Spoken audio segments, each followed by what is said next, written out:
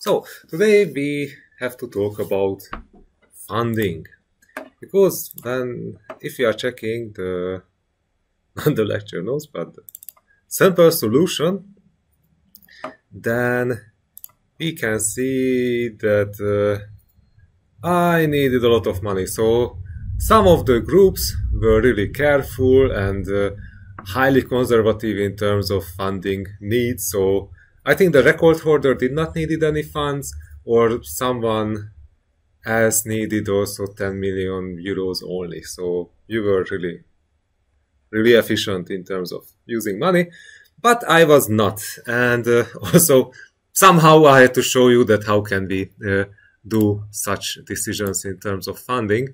So that's why we have to deal with this. And okay, so let's add it.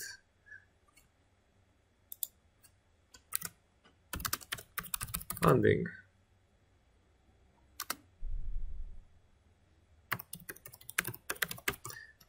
Funding alternatives.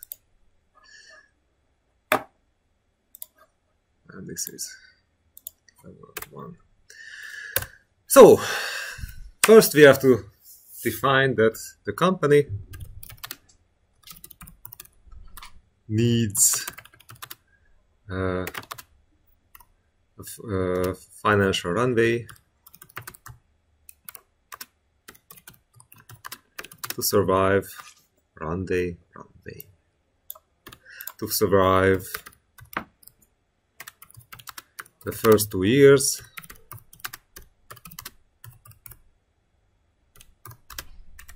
is until the recovery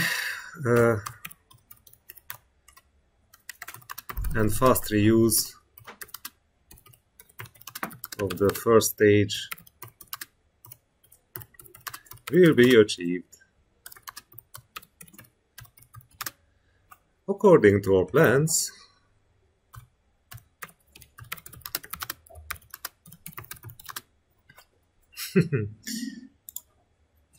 I need a lot of money. But it's there on the market, so this is the purpose of the financial markets, to give us money. So yeah, so we need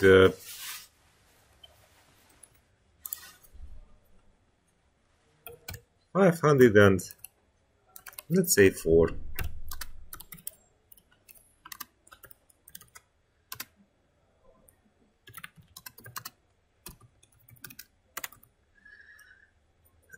€504 million will be needed to provide.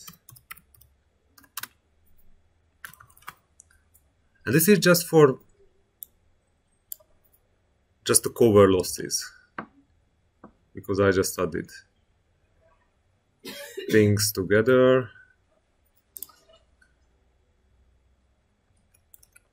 So is it enough? Yes, it's enough, because it's still we have a cash reserve after that. Okay. To overall potential losses, and an additional 40 million euro for unforeseen expenses.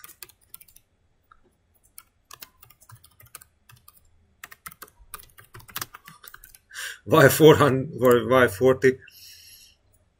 Because yes.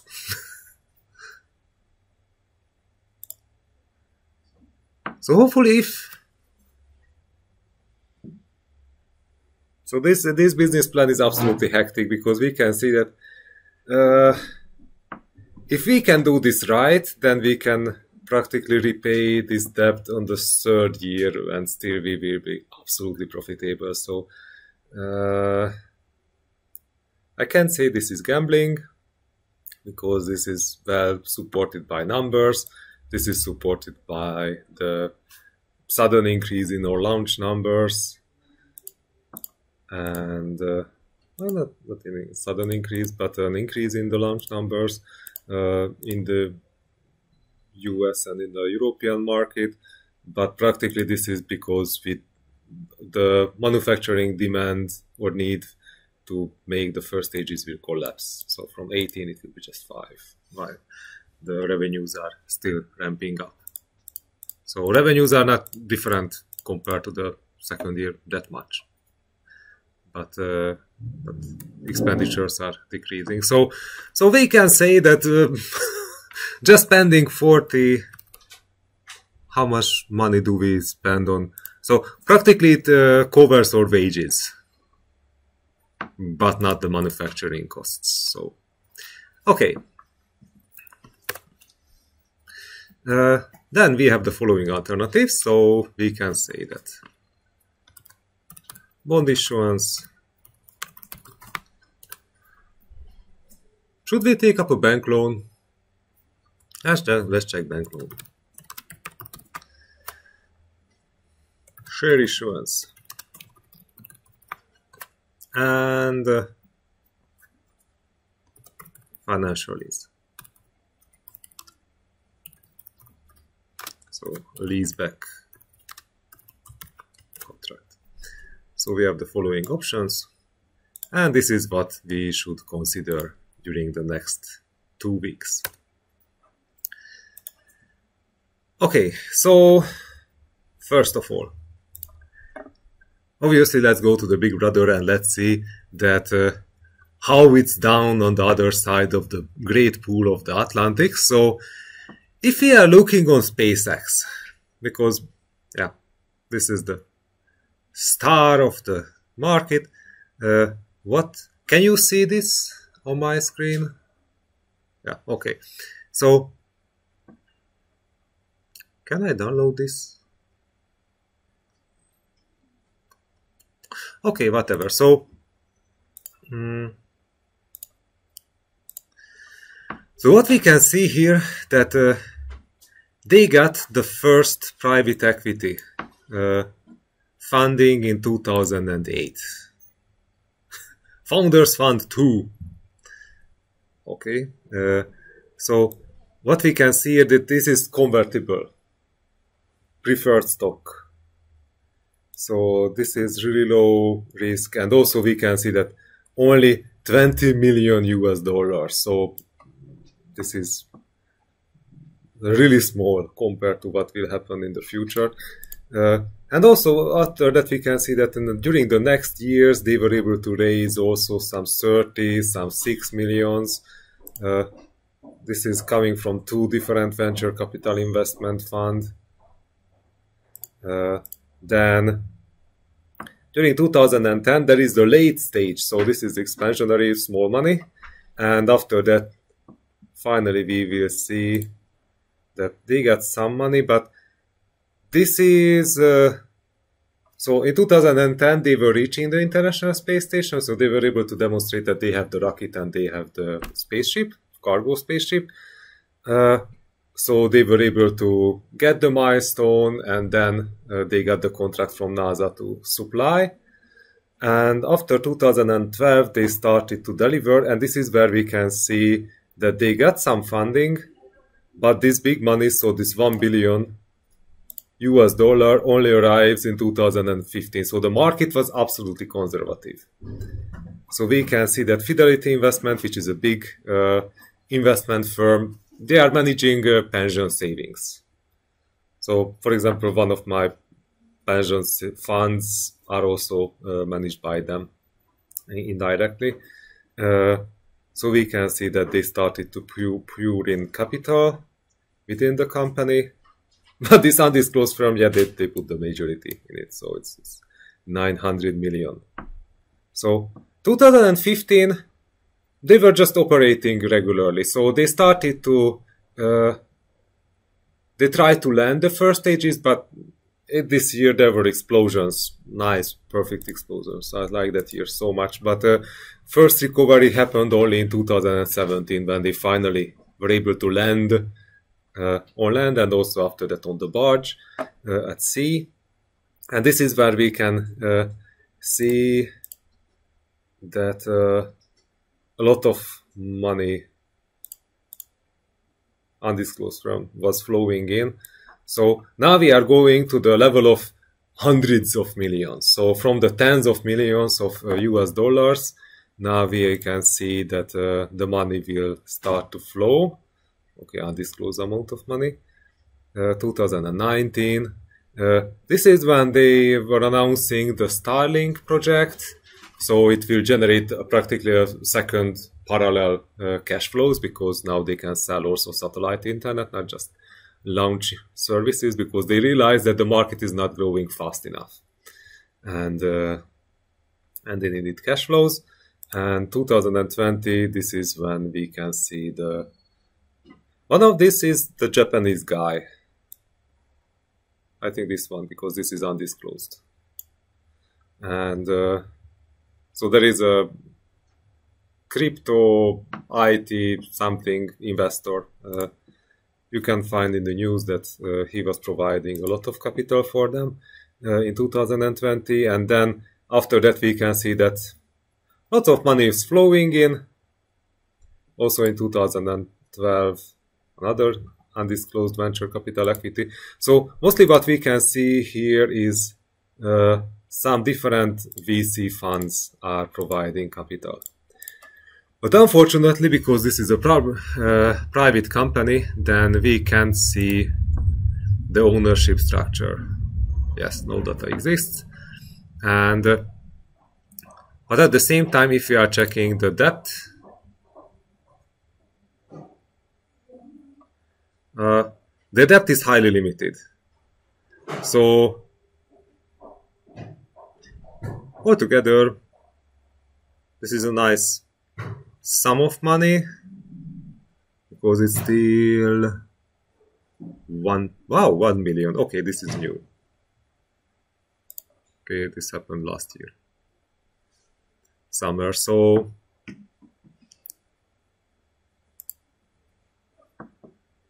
this is a renewing loan for a 1 year maturity.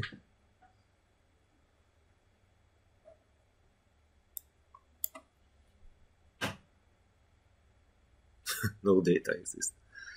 Okay, thank you for this. And I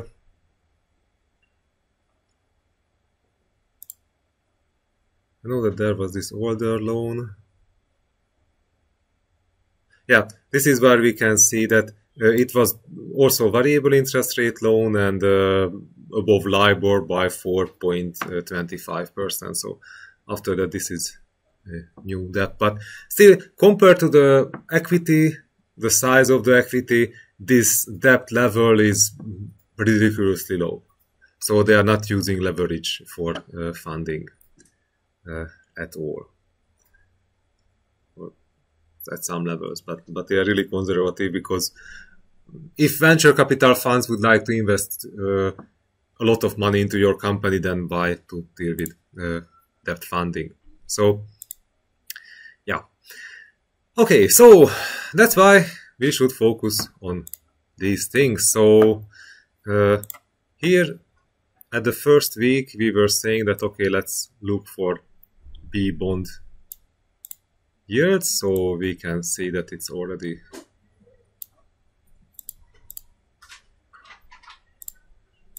let's create some bar graphs.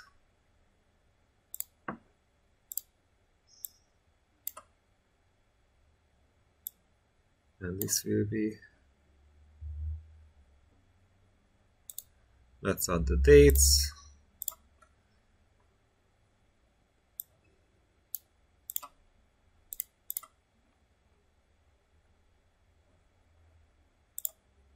So we can issue B-rated bond with variable interest rate, which follows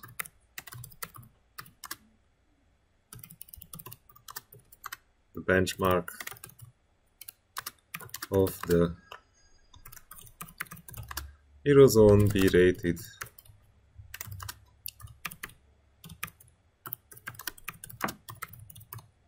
corporate bond yields.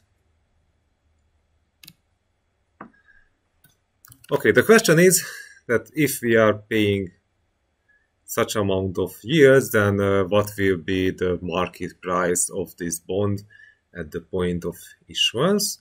And in this case, we have to go to another class into the future.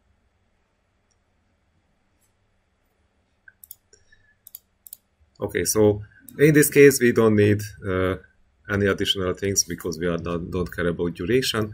What we need here is the present value of the different flows, capital flows. So we just have to emulate the following things. Okay, sorry, MATLAB, we don't need you.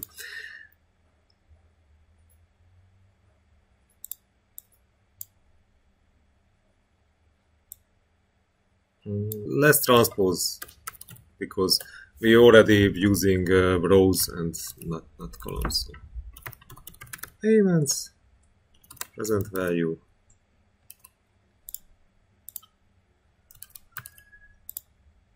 time is 1, 2, 3, 4, 5. Then payment. Also, let's add interest rate. So interest rate will mimic this one. So what we have in the profit and loss statement. And also we can say that we know that the capital repayment will happen in the 5th year. So let's make it simple and clear, so we don't want to bring any further debt in the future. So in this case, we can see that, okay, payment in the 1st year, this number multiplied by this number. And let's fix this one here with the zero marker, and also the last time we have to repay that one. Obviously, in the 5th year, they should also emit a new bond with this debt, but right now we are doing valuation for the bond, so we don't care about that problem.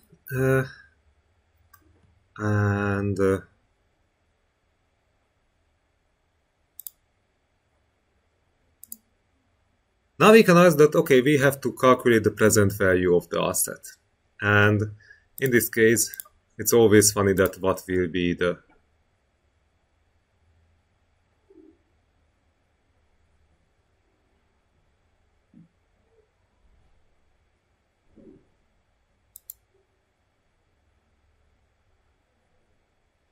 it says that we have a yield. Okay, so in this case,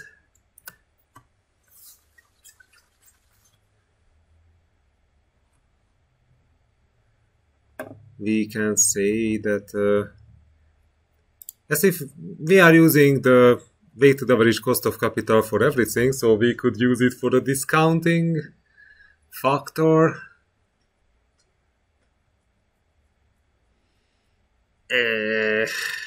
Not so nice.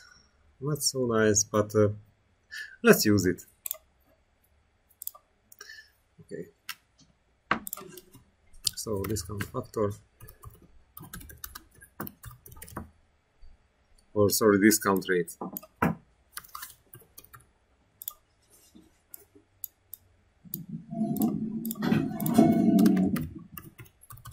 Since we are calculating all the present values with the VACC, then I think it's more reliable to say that, okay, we are using this.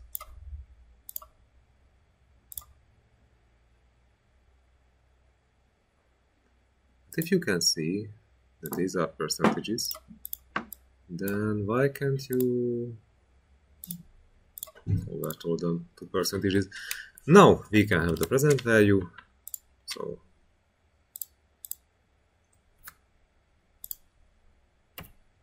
this number divided by 1 plus this number on the power of time. And now we just can roll through. And then, following this one, then we just have to add them together.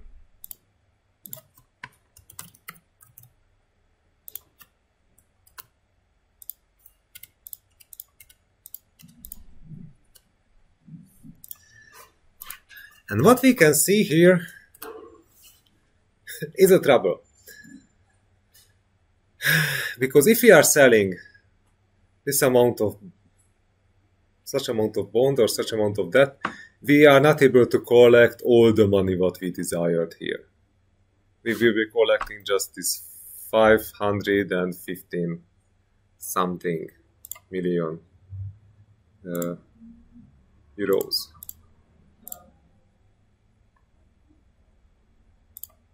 Let's say that, okay.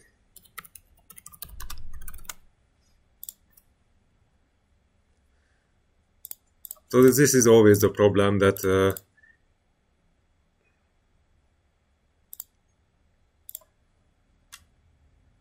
here we overestimated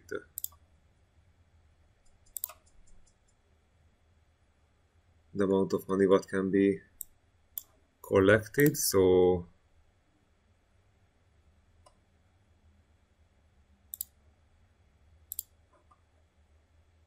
the cash reserve. What is this other cash reserve? So we have the C36. Yes, profit of the year. Okay, and this is the financial runway.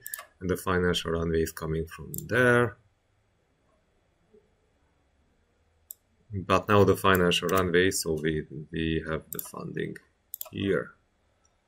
Okay, so this this is circular, so we can do this. Okay, sorry.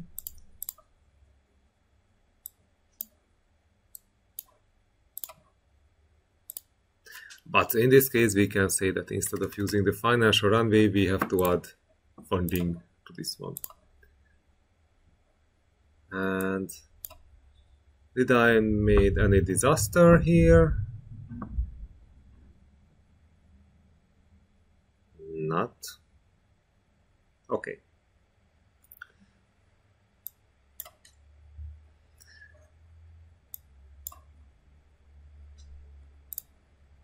Okay, so we can issue a B-rated bond with a variable interest rate which follows the benchmark of the Eurozone B-rated corporate bond yields.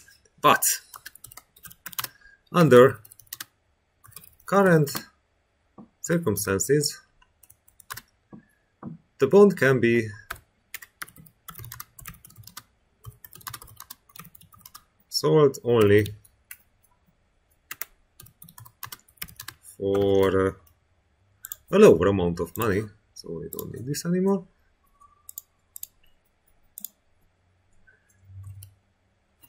€5.5 million. So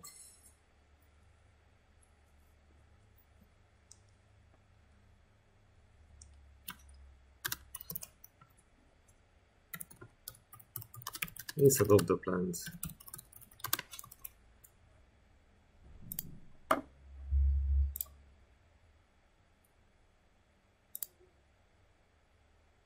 but it's, why I was thinking that it's insufficient. Yeah, because I was looking something else. Oh, sorry. So we can get more money. Yeah, so it's bigger than the financial runway here.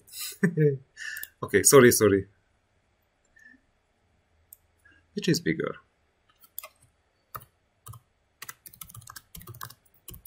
More.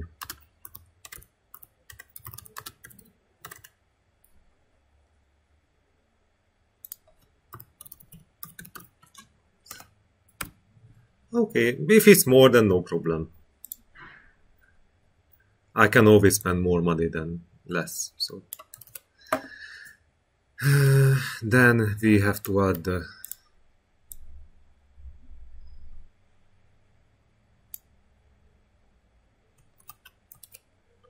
table.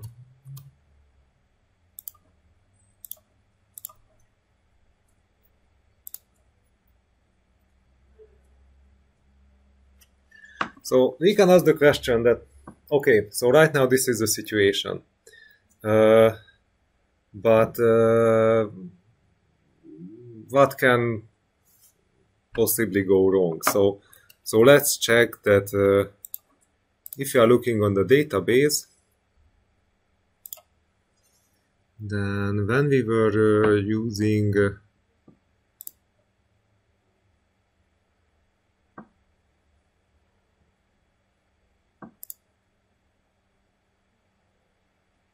corporate bonds,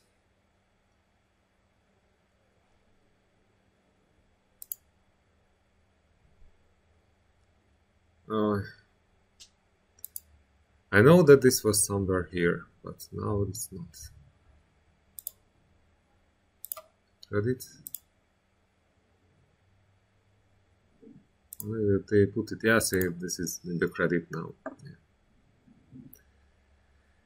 Yep, and we have EU data only, not instead of France.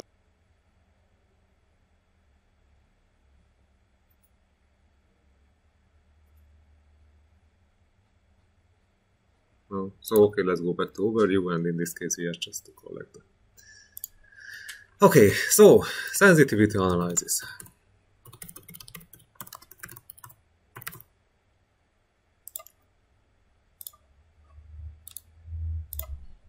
So we have to define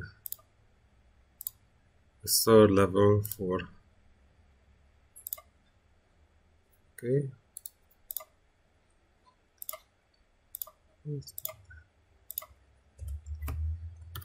we should check what happens with the profitability, value, and probability of default if bond yields are reaching their historical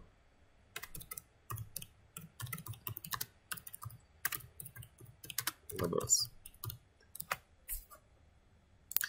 So obviously we have to check that, okay, the company would survive if we are in a 2008 global financial crisis situation. So we should check that what was the case there. So in this case we need this for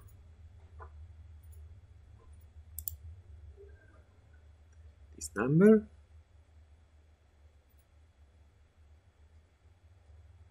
Oh my god.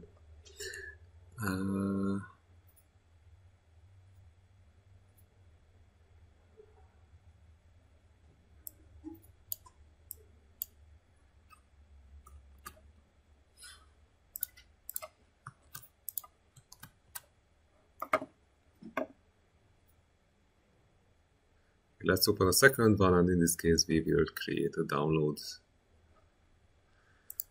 application, app library,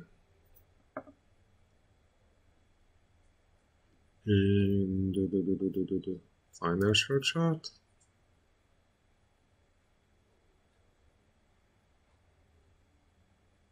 is this, or just, okay, this is what I need here. So here we just have to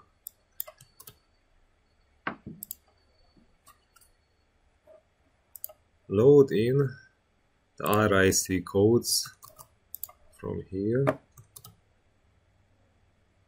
Yep. Nice. And then compare it to the rest of them. So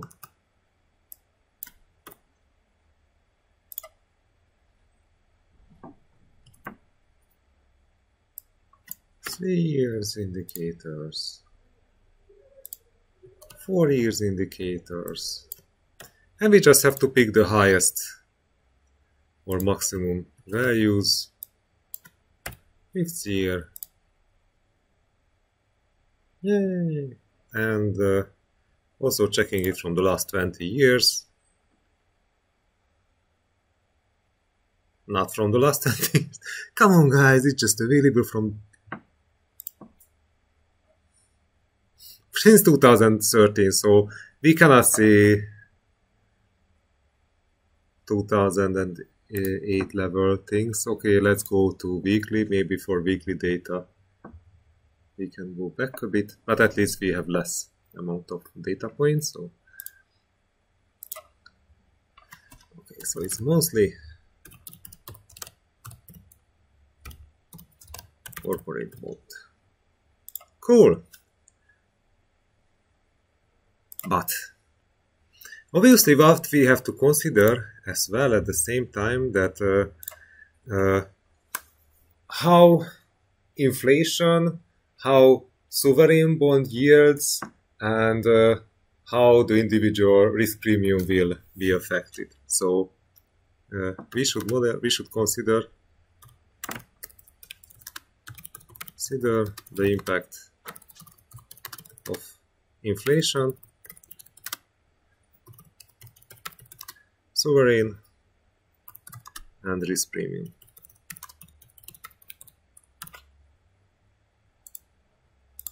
So it's not enough just to focus on this data, but also we should check the French government bond yields. So FR1 epsilon, this is the French government bond yield for 1 year, then this is for the second one,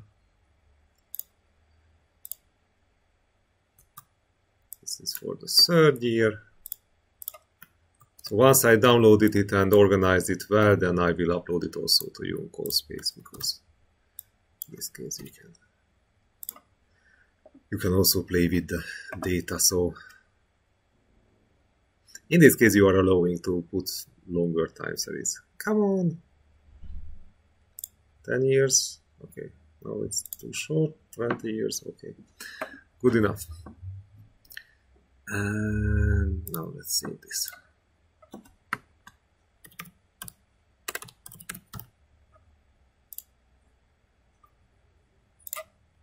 Okay, do we need anything? We need just inflation expectations, but we have it already. So the baseline scenario in funding should be that, okay, there is the inflation.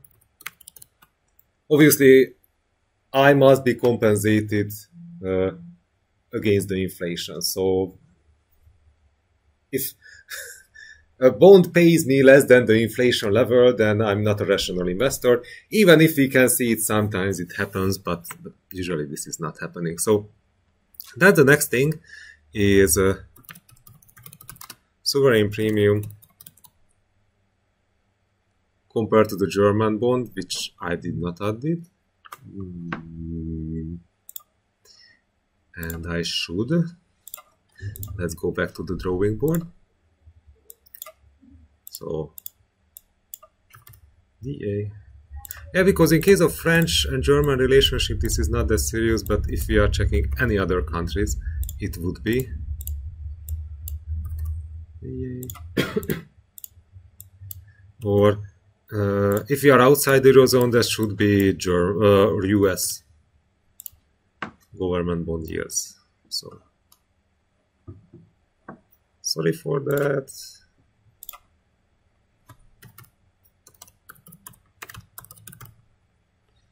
Yep.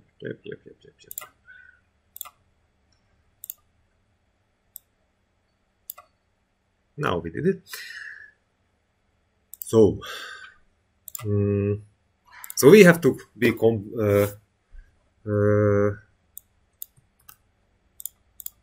compensated for the sovereign premium. So first of all, why I should go into this specific country, which is riskier than Germany, or in US dollar funding it's riskier than the United States. So that's why sovereign premium must be added. And also what we can see here, that the risk premium.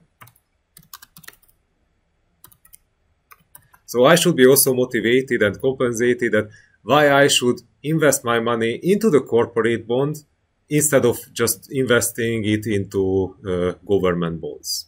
So these three components must be added, that at the end of the day we should have the yield of corporate bond. And now we should see that, okay, is this? So if we are checking for the different maturities, that what can happen here? So in terms of inflation, we can say that now, since practically we are really close to the targeted inflation, so ECB inflation forecast and the third, yes. So what we can see here, that practically forecast is just around 2%, so it's longer term 1 year ahead, current calendar year. Okay, so for current calendar year we can still say 2.4, and after that 2.1, 1.9 and 2.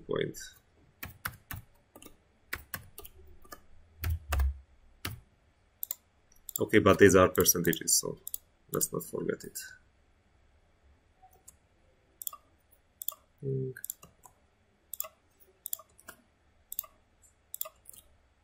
My high school mathematics teacher was saying always that we should add centimeters and other things because we are not measuring in bread. So yeah, it's percentage. Okay, then we just have to grab all this data from the database, what we compiled here.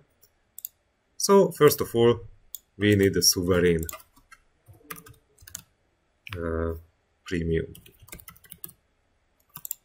here. So let's grab the date. Let's grab. Oh, in this case, we can just say that, okay, for 1, 2, 3, 4, 5. Again, this is for Eurozone or for Euro countries. So French minus German. Some people have says that why not to use white zero?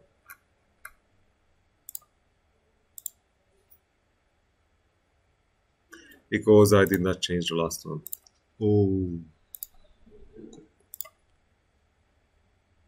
But this has been changed. DA. It was not updating when I was end product. So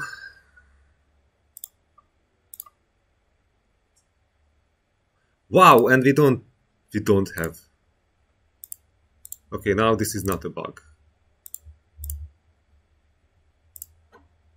So German government bonds right now, they have higher yields than the French ones on the long run. What just happened here?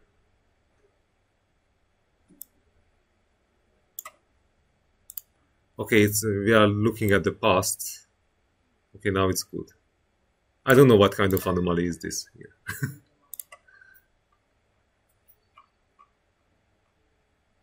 It's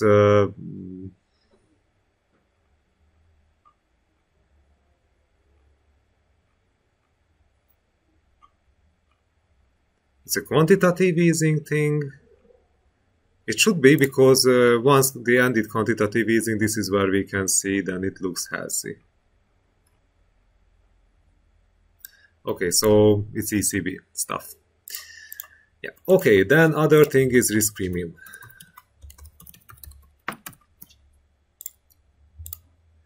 We just have to take the same thing, but in this case, instead of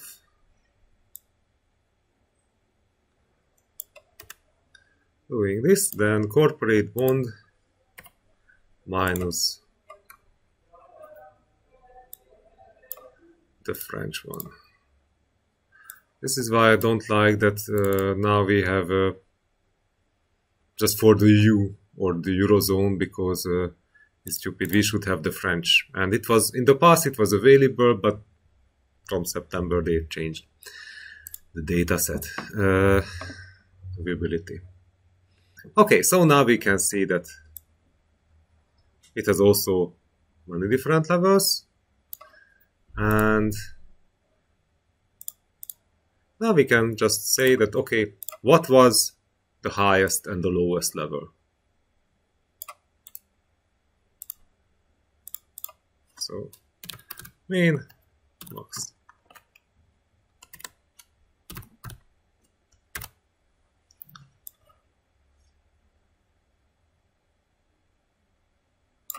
So in terms of sovereign premium, what is the usual level?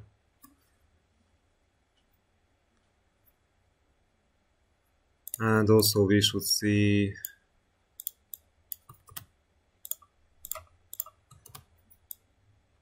the mean. Okay, I have to use Hungarian function names, but in English it's mean or average. Then I should do the same thing for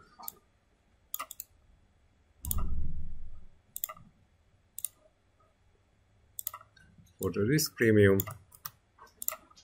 And after that,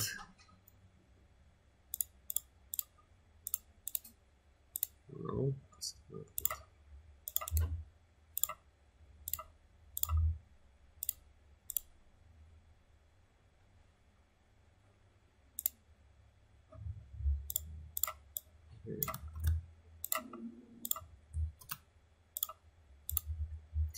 Now it's good.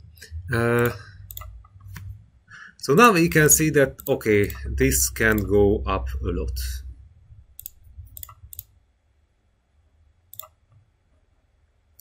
So if we are creating, I can close this now, I can save this one. So if we are just reconstructing that, okay, in terms of average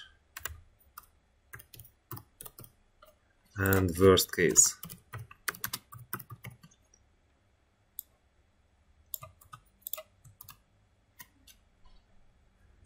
And let's just see that, okay, sovereign premium for the maximum, it was something like this.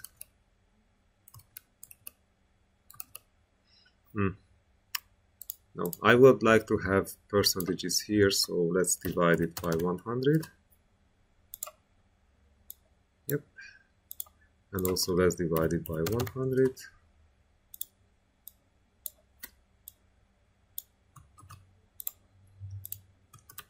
And now I can use them. So this is for the worst case scenario, for the sovereign premium, and this is for the mean, for the average scenario.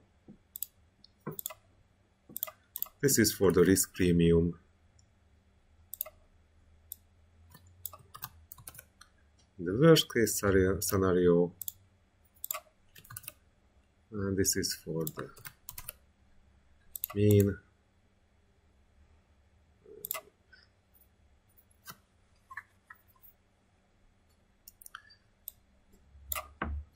Everybody would like to become a percentage.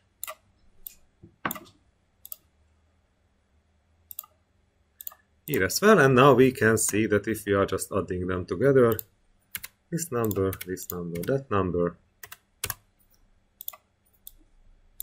oops, and also we can do this.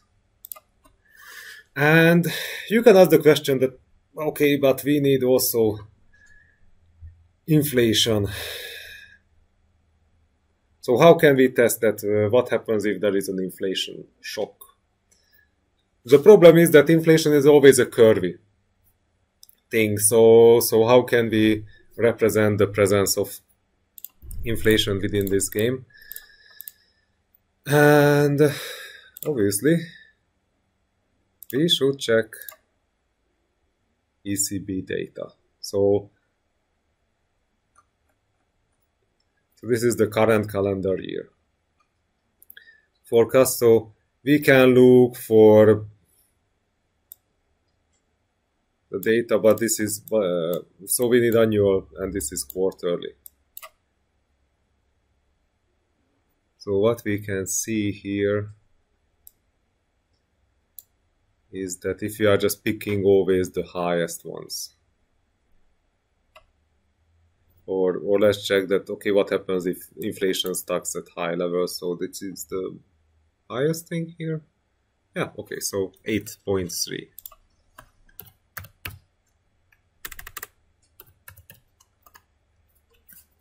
And this is constant. Okay, so this is the nightmare scenario. So this could be the highest interest rate possible or imaginable. And if we are comparing the average scenario, we are, with the current data, we are really close to this one. So we can say that our modeling was good enough to provide a compensation for all these inconveniences which can be related to the market. But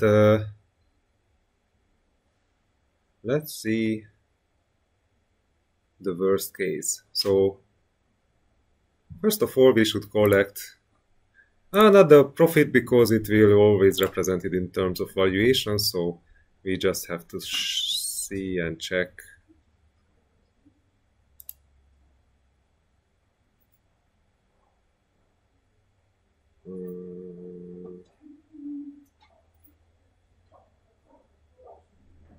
Okay, so this is what we should correct right now, because right now we don't have this part here.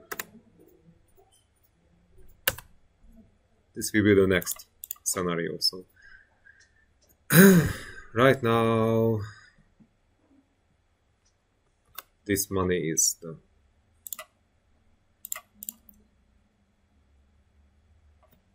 value.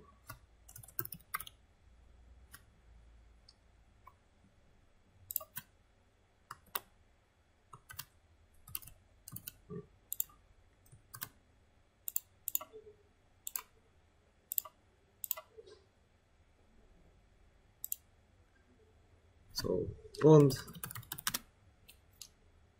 current interest rates. Okay, then bond worst case. And also just let's add also the default ratios this way. Okay. Why should we design this one? So this will be value. This is bond current. This is bond worst case value, and then probability of default.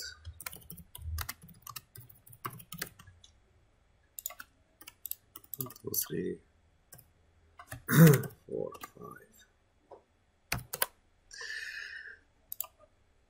So let's make a big save, and after that let's update the interest rates.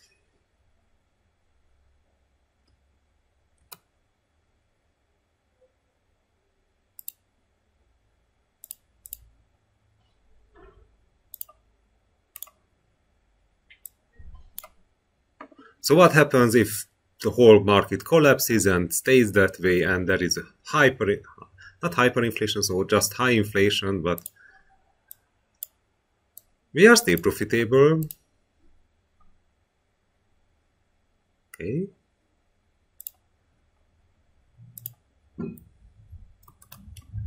What kind of impact does it have? Okay.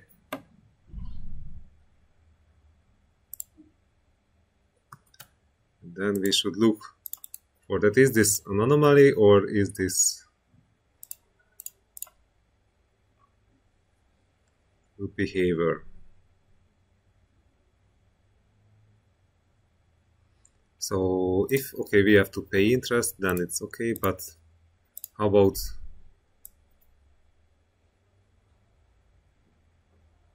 oh, financial revenues? They are referring in a bad way. You should go there. Tim, tim, tim, tim. Also interest on savings. Okay, in terms of interest on debt. Interest payments. Are they referring in the proper manner? No, they don't. Then also I should correct this one. So until we were not able to see this. But also interest on savings, they are also increasing because we have the government bond here. So we should add inflation and we should add sovereign bond premium. So this should be the proper interest rate here. Now we are suffering. Okay, this is what I'm talking about. And we can see that now paid interests are okay, revenues are okay. So obviously we can outgrow our debt payments if we are profitable. So this is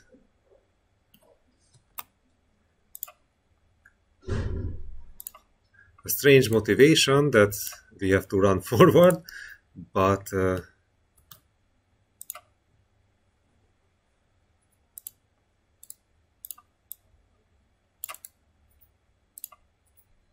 okay, so now we are quite close to default in this case.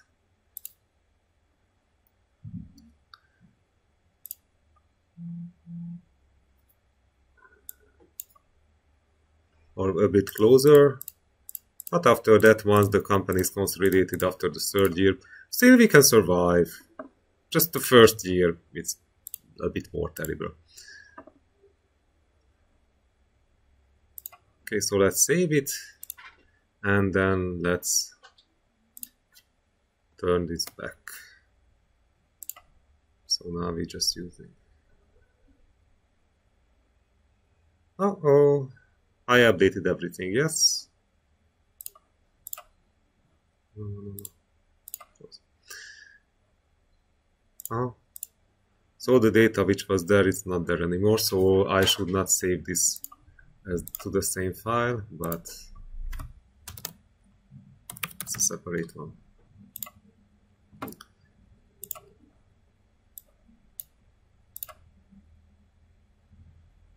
Let's check it.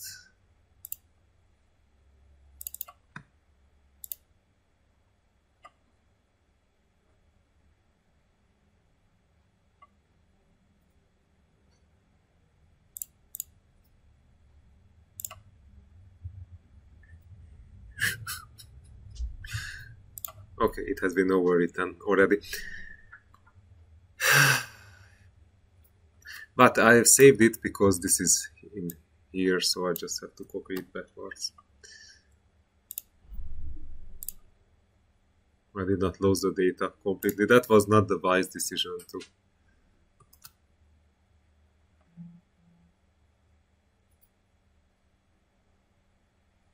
Okay, funding. Okay, it's copied from the right place. Okay, so now I was able to restore it. And also in this case, we can say that instead of using this indicator, we can say that let's use this one plus this one.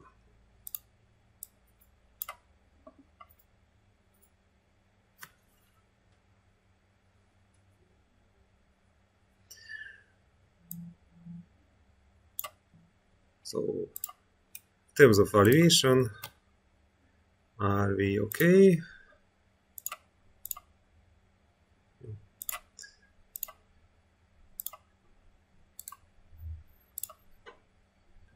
In terms of probability of default, are we okay?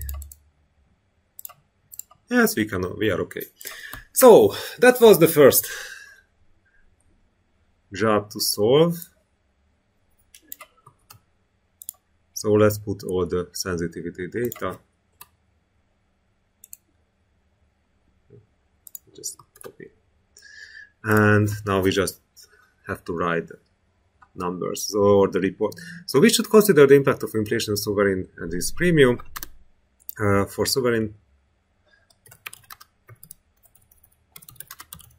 premium, we used the difference between the German and French government bond yields from the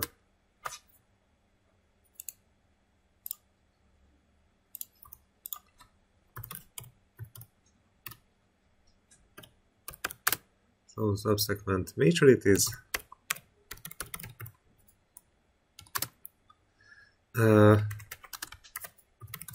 since the company is a French one and a European. Oh, and it's a French one, so it's good. For the risk premium, we used the difference between the, what is the name of this?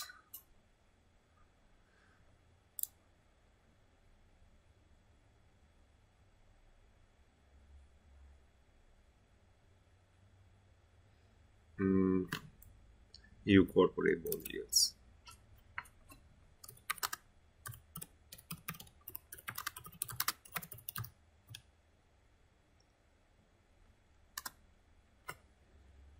And the French.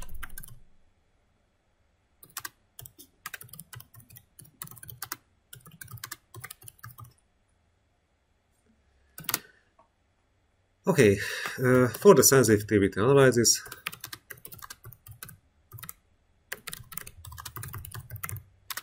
we assumed that the premiums are at their historically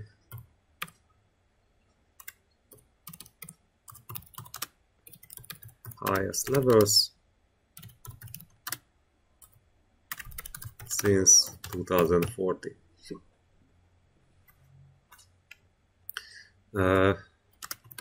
And the inflation stocks remains, it's historically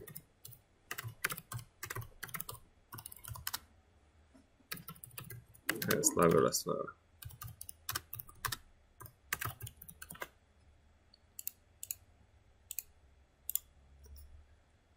Okay, let's leave here the table, and then we can see that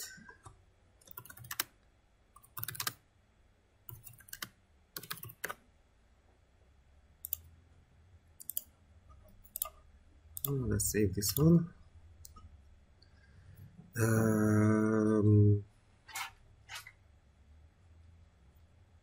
Can we make a nice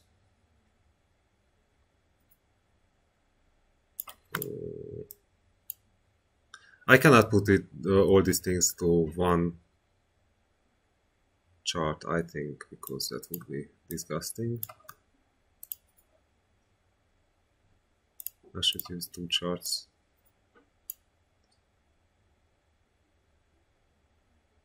Okay, then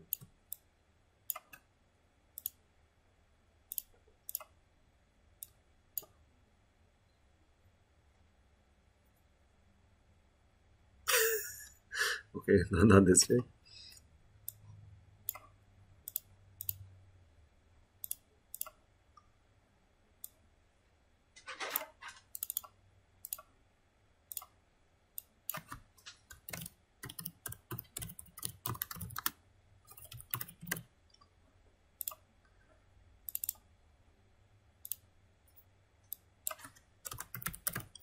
So in this case, we can see a range that the possible worst valuation of the company can shrink to 6,800 from the current 10,800.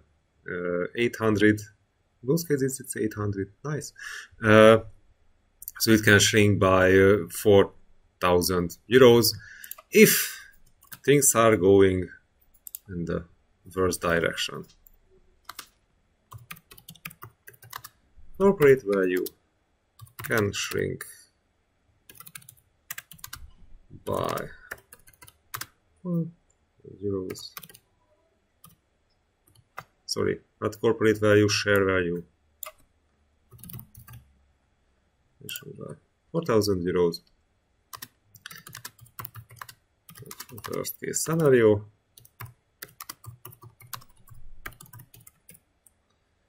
On the bond markets. Well, we can see significant changes in probability of default, so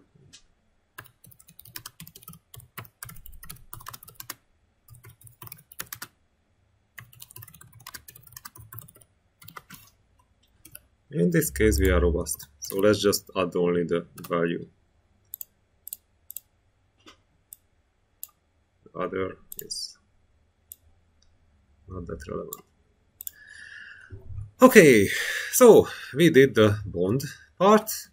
Now we just have to see the loans. What kind of loans do we have?